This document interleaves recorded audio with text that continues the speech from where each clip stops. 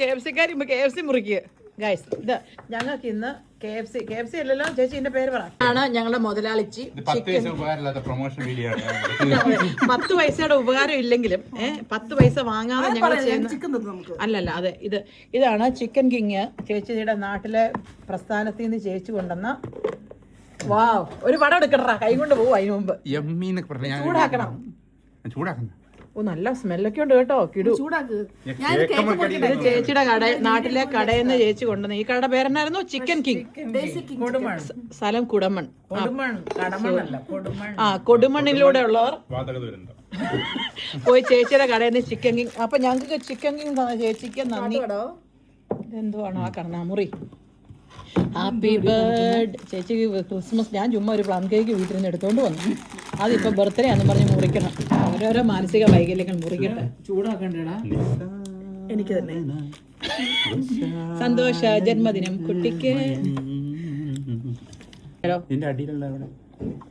അതിന്റെ അടിയിൽ എന്തിനിരിക്കുന്നത്?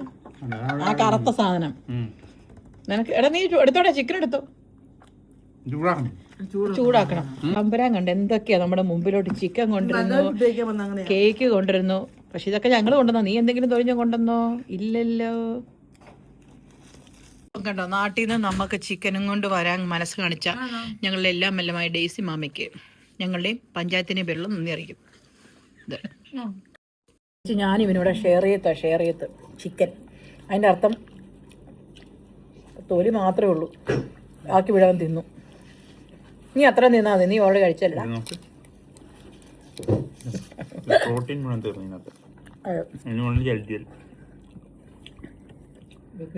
കുറച്ച് ഇതും കൂടെ കൊടുക്കട്ടോ. എന്തായാലും ഞങ്ങളെ ചിക്കൻ്റെ ഒരു പ്രൊമോഷനും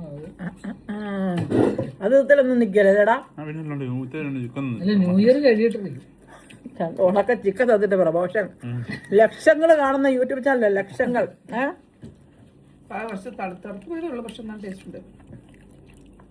ഫ്രഷ് ചിക്കനാ. അപ്പൊ നിങ്ങൾ ഈ മസാലസക്കകത്ത് മുക്കുവാണത്?